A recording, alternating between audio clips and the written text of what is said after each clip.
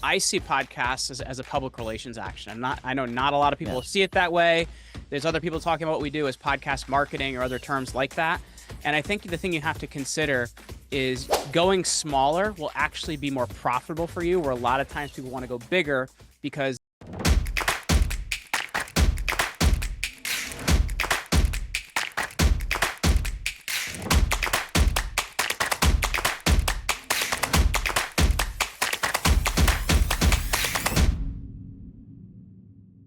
Hello, my fellow Ripplers. This is Chris Miles, your cash flow expert and anti-financial advisor. This show is for those of you that work so hard for your money and you're now ready for that money. Start working harder for you today. You want that freedom of cash flow now. You want that financial freedom where you work because you want to, not because you have to, where you work optional today versus waiting 40 or 50 years and then die, right? We want that financial life. We want that freedom today. And then more importantly, guys, I know it's not just about getting rich, because for you guys, it's about living a rich life. Because as you're blessed and you prosper financially, you have a greater capacity to bless the lives of those around you. Guys, thank you for tuning in. You've been binging, you've been sharing. Big shout out to those of you that have done that. In fact, here's a big ask for you guys, right? And it's actually not even that big of an ask. It's a little ask. This ripple effect could not be made possible without you guys, which you've put us in the top 1% of podcasts worldwide because of that reason. Let's keep going, guys. Let's make this ripple effect bless more lives. I just want you to think of one person, just one person you think would actually enjoy this show. Invite them, send them a link to I don't care if it's Spotify or iTunes, or even if it's just, on YouTube.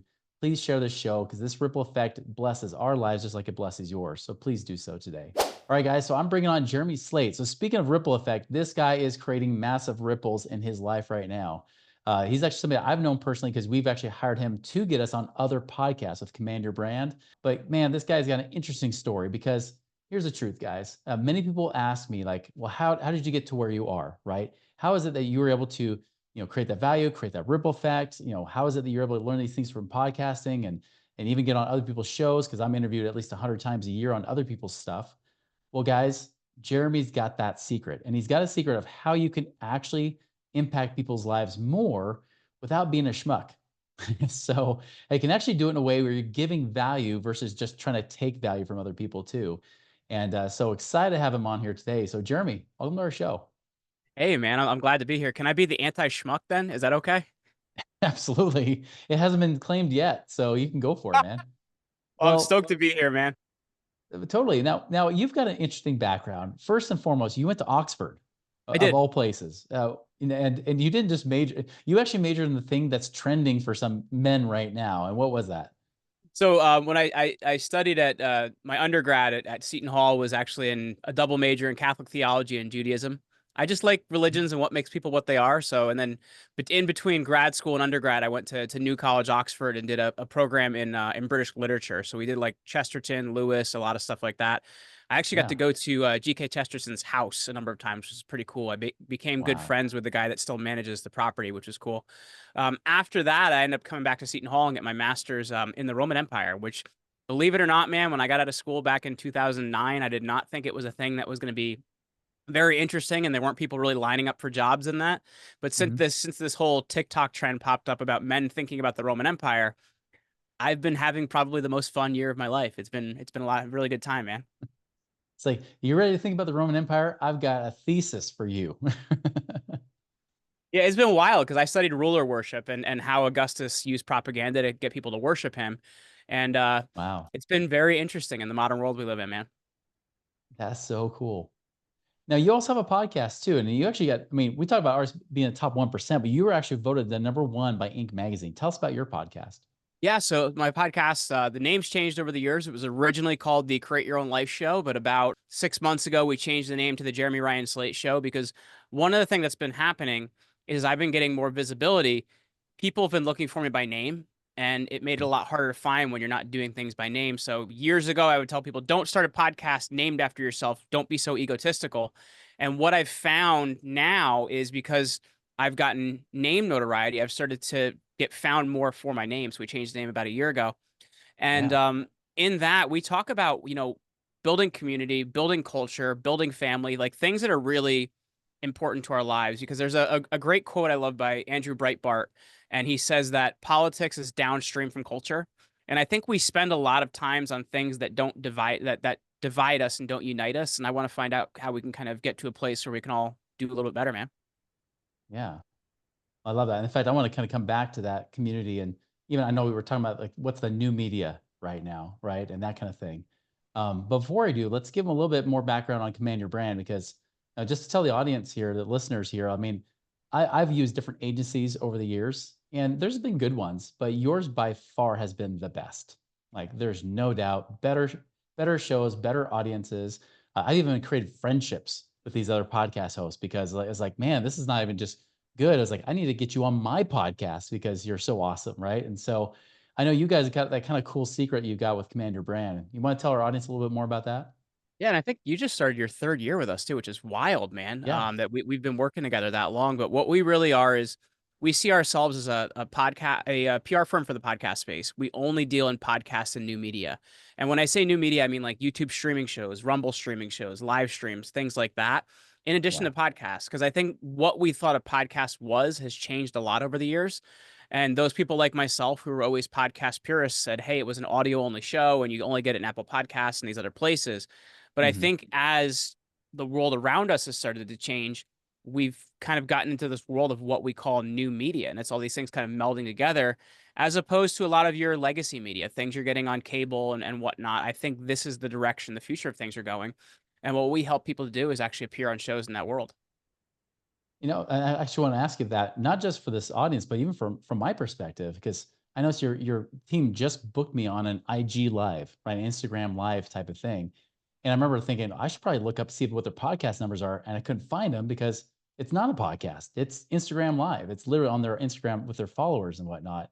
What are you seeing changing there? Like why are people moving more that direction versus, I know podcasts are so popular, but I know they've kind of been popular. They've kind of been hitting a nice almost like a nice curve, this recent, kind of recent history. So, what do you say is kind of like the trending thing that's starting to happen? Do you see it moving away from the traditional podcast to something more like this? I do, and I think for a lot of us, as I said, for a long time, Chris, I was a podcast purist, which means like you cannot change Yeah. it. This is exactly what it is. It's Hmm. started as radio, and now it's become a podcast.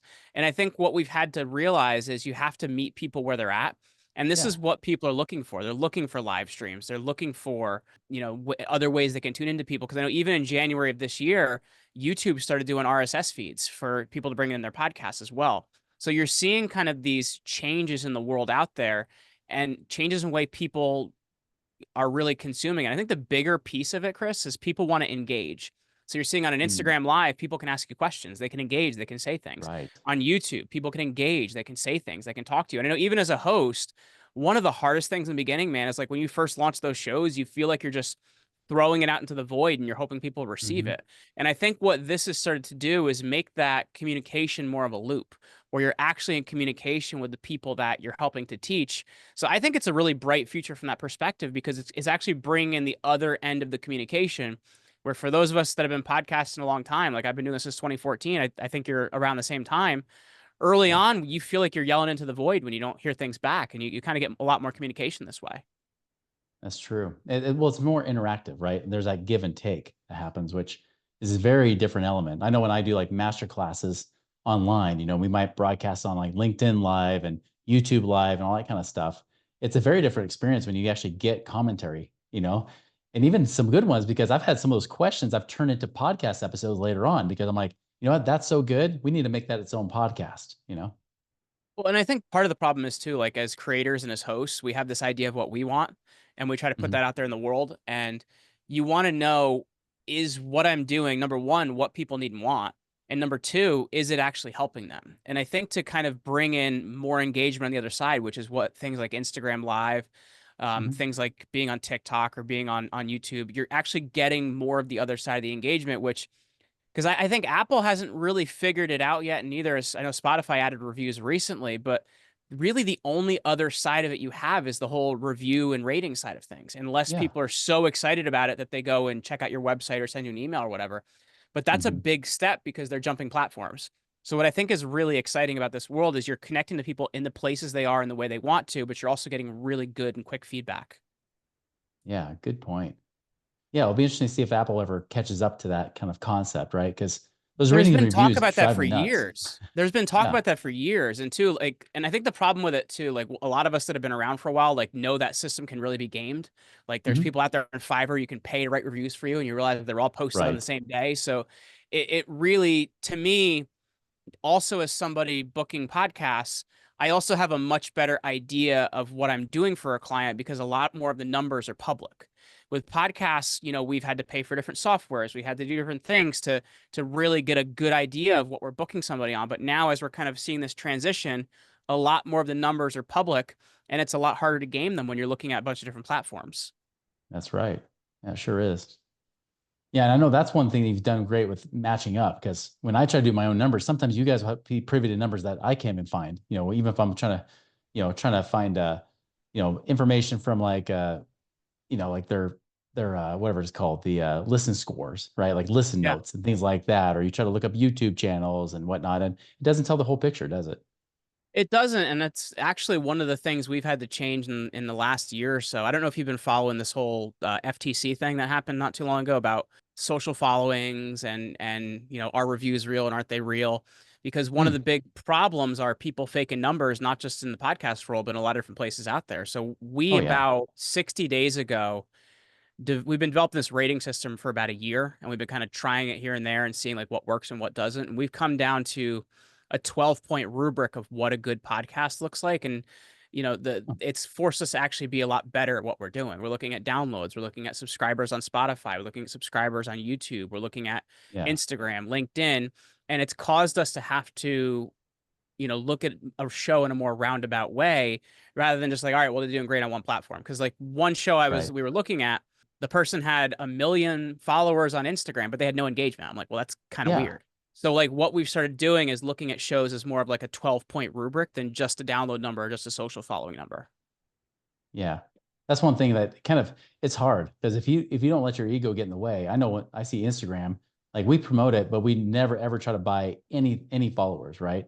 But I know there's lots of friends I've had that have bought followers, they get that social proof, and then everybody else starts following because of that. That's like, yeah, but it's kind of cheating, it really Well, and is. it's not just cheating. The FTC, if you haven't, I can send you the article. They're coming down Mhm. hard on this, and they're going to start going after people that have been buying large numbers of followers. So it's going to be an Wow. interesting year. Yeah, that will be. I'm gonna have some friends that say, you know what, Instagram's not it anymore. I got this other platform now, right? I can buy leads over here. Well, give us more, tell us more about like kind of going back, stepping back a Yeah. little bit to the bigger picture of like the why. Like, why do you feel like, especially if someone's in business, right? Because we got a lot of people that follow us who are business owners, even some that are W-2 employees, but might have a side hustle. But a lot of business owners follow the show. Why do you think it's so important for them to be like on other shows, not even having to own their own podcast, but even just having be on other people's podcasts? Well, for two reasons. I think one, you're getting in front of an audience that's already established and there's already Mhm. credibility there. Where a lot of times for those of us starting a podcast, like the first couple weeks or months might be hard, right? You have to kind of get used to building an audience. So you're getting in front of Yeah. audiences that already exist. But number two, and I think this is the part that people just don't consider, you're Mhm. sitting down with someone else that's also a leader in your field. So you have this ability to get heard by an audience that already exists, but you also have the ability to network with people. And I will tell you, the clients that we've seen that have the most success, they realize, well, that could be a joint venture on the other side of that mic for me or for the host. So I think it's realizing that it's the ability to not just reach more people, but also build your network with people you could do business with. I think it's something people don't Right. consider. That's true. 'Cause it's not just the audience, it's also the host, right? And there Yes. could be a lot of good things. It's kind of like that whole, how people say the mantra, it's like, it's about who you know. It's Mhm. like, no, it's not. It's about who knows you, right? And Yes. especially if they know you as somebody that they think is credible, that's a value creator, and that kind of thing. I know that makes a big difference in the world. It's true because it's that know, like, and trust factor. And I think a lot of times I see podcasts as a public relations action. I know not a lot of people Yeah. see it that way. There's other people talking about what we do as podcast marketing or other terms like that. And I think the thing you have to consider is you're having a conversation where people see you more as a thought leader and they get educated by you more. What you're going to find is your marketing converts better and you're creating other pieces you can use in your marketing. But I think to just say that going on podcasts is only a marketing action, to me, it's some of the best public relations you can do because people are knowing you, liking, and trusting you, and you're starting to actually control the media cycle a bit. Yeah. Whether people know it or not, listening to this show right now or watching this show right now, they probably don't realize that you're the mastermind behind them probably finding me. Now I think about it, because there's a lot of people that, I mean, a lot of times we have people reaching out to us and saying, hey, we want to see how we can work with you guys. Like I've been following your podcast for a while, but I just had somebody reach out just yesterday saying, yeah, I've been following your podcast, but I first heard you on this podcast. And then from there, I started following you, and I've been binging your episodes, right? I think for a lot of podcast listeners, I have a very similar journey. I know for myself, that's how I have way too many podcasts on my phone, but the way I found them is by Mhm. other shows I listen to. And I think when you think of discoverability, that's the number one way people find you, man. Yeah. So what's the best way that somebody, if they're going to do this, what's the best way they should go about approaching this when they're looking to do it? Like you said, like it's PR, not just marketing. But what's the best approach? I know I have my own opinions that I've done over the Yeah. years, but what have you found to work best with some of the best guests as well as podcasters you guys have worked with? What have you seen to be the best formula? Well, there's two parts to this, and I think when you look at it, the first is it has to be the right fit show for you. Yeah. And something I have to handle a lot of new clients on is this about impact or vanity? Because I can tell you Hmm. right now, every person that comes to us wants to go on about 5 different shows. Hmm. First one of which is always Joe Rogan. And you have to look at for what you're doing, is that going to have the biggest impact? For most Hmm. people, the value is actually a niche celebrity. So that means Yeah. like, for example, not just within finance, maybe you have a very particular way of looking at things in the financial world, or not Hmm. just health, but maybe you have a very particular way of looking things within health. Going smaller will actually be more profitable for you, where a lot of times people want to go bigger because they want to tell their friends they did the show that they've heard of. Right. I'm sure that's cool to get to tell your friends that if you have a barbecue or something, but if you want to actually grow your business, you want to get in the right niche. So I think that's first and foremost what you have to think about is, am I in front of the right niche of person? Now, you can get too granular on that. I will be honest with you. It's kind of a fit between you've niched down enough where you've got a solid market, but you don't over niche down, right? Like Hmm. CEOs that don't like COOs that don't work on Wednesdays and play underwater polo. Well, that's a little bit too particular. But if Hmm. you're CEOs that have location independent businesses, well, there you go. That's a great market. So you really want to niche down, but not over niche down. Then when you're looking Hmm. at actually being on the show, you have to realize, and you and I were talking before we started recording, I don't know a nicer way to put this, but we say often clients that are going to struggle have what's called a do me flow, meaning Hmm. that they're showing up on the show, they're going to put their feet up, they don't care how they do, and they better get leads because they were on this podcast. And it's Yeah. you're not putting value first. You have to show up to teach somebody, to offer value, to help them become not just better educated, but a better educated buyer. And I think that's what it's all about. If you could put giving first with the right audience and the right niche just enough, but not over niched, you can actually really communicate to them. That's so true. I tell you the my favorite shows that I've done through your service have been the ones where not only am I showing up to deliver value, but then to say, man, that was so good. We got to do another episode. Let's do an encore episode. Let's record another one, which I know your team loves because they're like, done. We'll book it. I don't care if it's 6 months, 12 months down the road, we'll book it for you. But those are the ones you've done a good job. Like they're saying, we got to have you back. Those are my favorite words I hear out of a host's mouth. Well, because it's powerful networking, man, because it goes back to what we were talking about in the beginning. Like you're connecting with people that are in the world you're in, talking about the things you want to talk about and caring about the things you want to care about. Yeah. So there is an ability to continue to have friendships and do things together. I think if you can show up to an interview and say, I want to make a friend, like you're going to do very, Mm, very well in being a guest on podcasts. that's so true. Yeah, there's a few podcasts I'm like, oh, I think I want to debate this person now, but that's very rare that ever happens, right? And most of the time, I'm actually surprised how much we can get along and agree and do things, even though I know occasionally I'll have like a financial advisor they'll invite to have me on. I was like, are you sure about this? Are you really sure you want to have the anti-financial advisor on your financial advisor show, right? And some were like, no, I really want you, and then ends up being a really great podcast. Well, and I think that's important too, because I'll get feedback from my YouTube audience, like I just did last week, that they didn't agree with the view of the guest I had on. And my response to the comment was, I don't always agree with my guests, but I'm Yeah. trying to create a platform where you can get information and you can decide for yourself, does this have value to me or not have value to me? And I think that's what you really have to look at as a host. You're curating things so that an audience can decide for themselves and start to educate themselves. Am I always going to win that way because I'm not going to be able to push my own view out? Well, sometimes I'm not going to be able to, but the people listening have to find value in what I'm talking about. It's true. I've actually done that a few times where I've had certain guests. I'm like, I would never promote this on my show normally, but it might be that the guest has some unique perspective, right, or something different. I'm like, it's different than mine. Maybe I'm open to change. Maybe I'm open to being wrong about something, or maybe it's something I just don't care about as much. But I think it'd be very interesting for my audience. So I deliver it because that's what I know they want to hear, right?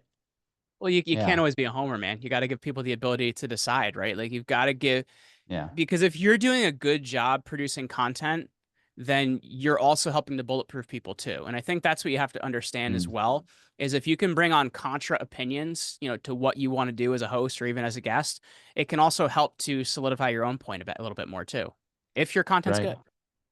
That's true. That's why Dave Ramsey doesn't bring anybody like me on, right? Because he knows if that happens, his content not that good. It's He's over, people are going man. to challenge him. It's over, man. He can't fisticuffs with you. No, that's why he has to control the little mute button. He's like, no, no, you're not talking anymore. You're done. I get the last word. So, well, that's great. I really appreciate having you on, Jeremy. If somebody wants to follow your podcast as well as even just look at your services to maybe hire you to help them get on great shows, what would be the best way for them to do that? Well, the number one thing that matters to me, Chris, is that they get out there, get attention, and start growing their business. And whether they pay me or not, I don't really care about that. I just want to see them do Yeah. well. So I put together a really great resource called Command Your Empire because I've spent the last year talking about empires falling and rising. And I want people Mm. to build something that lasts not just now, but into the future. So if they head over to commandyourempire.com, it's going to go over a lot of the basic PR things you need to know to survive and thrive in the new media PR world. So that's commandyourempire.com, and they can find every way to contact me over there as well. Awesome. That's the whole Roman Empire. Now just kind of combine that with the infinite game of Simon Sinek, and you got your own unique thing right there, don't you? Yes, sir. I love it, man. Well, definitely we'll put that in the show notes so everybody can glean from that. That's a great, generous gift. Really appreciate it, Jeremy. Hey, thank you so much for having me, Chris. Everybody, if you guys have been looking to like, how can I get doing something more with what I'm trying to do? How can I get myself out there, quote unquote, right? A little bit more in a different way. Guys, I'll tell you from my own personal experience, this has been one of the best ways possible to do that. So if this speaks to you, be sure to reach out to Jeremy, take advantage of his free gift and his gift that he can offer you guys to give you that value to help you on that next step of your journey. So guys, remember, it's not just being a listener of this show, it's being about doer as well. Be sure and go and do so you can actually get better results in your life today. Make it a wonderful, prosperous week. See you later.